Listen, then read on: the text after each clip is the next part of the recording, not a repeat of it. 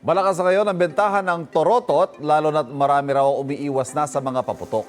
Mula sa Maynila, may unang balita live si EJ Gomez. EJ.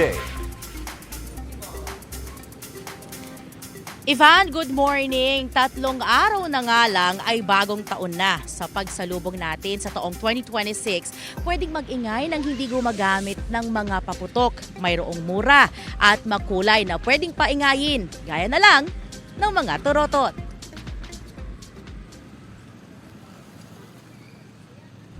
Tabi-tabi ang mga tindahan ng mga torotot sa Tabora Street sa Divisoria sa Maynila simula pa nitong December.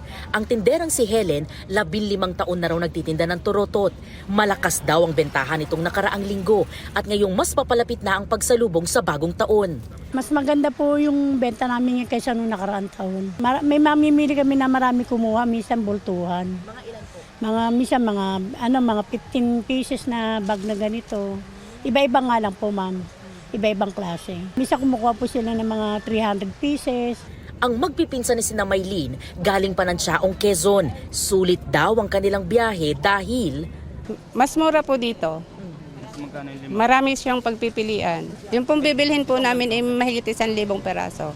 Nakakatawad naman po. alas 3 naman ng madaling araw bumiyahe ang pamilya ni Maylene mula sa probinsya. Bultuhan din ang binili niyang mga torotot. Galing po kami sa Imus, Cavite. Bakit dito po sa Divisoria namili? Mura. Ang binili ko po ay mga 200 piraso. Dito sa Divisoria, nasa 10 pesos lang ang pinakamurang torotot. May mga torotot na may characters na mabibili sa 50 pesos kada piraso. Ang jumbo naman, nasa 75 pesos hanggang 100 pesos. Kung wholesale o maramihan naman ang bibilhin, ang presyo nasa 5 pesos lang hanggang 45 pesos kada piraso depende sa uri at laki. May mga torotot din na gawa sa plastic, nasa 20 pesos yan hanggang 100 pesos. May air horn din na 50 pesos hanggang 70 pesos. Kung wholesale, mabibili lang ng kalahati ng retail prices. Sa pagpasok ng 2026, dapat daw talaga umiwas sa paputok at magtorotot na lang. Mas maganda po sa mga bata ang torotot para po hindi iwas aksidente na rin po. Safe po sa mga bata. Siyempre, para iwas paputok.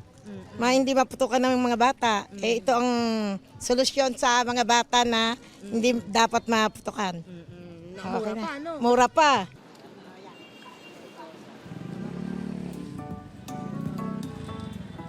Ivan, yung nakikita nyo ngayon, yan yung actual na eksena dito sa kahabaan nitong Tabora Street. Yung mga namimili, maaga pa lang nandito na sila sa Divisoria at yung iba dyan ay galing pa ng kanilang mga probinsya. Ito nga mga nagtitinda dito ng torotot, magdamaga na yan. Meron dito sa kahabaan ng Tabora Street, pati doon sa may Commercial Street.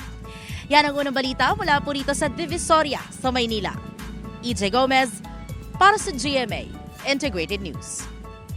Igan, mauna ka sa mga balita, mag-subscribe na sa GMA Integrated News sa YouTube para sa iba't ibang ulat sa ating bansa.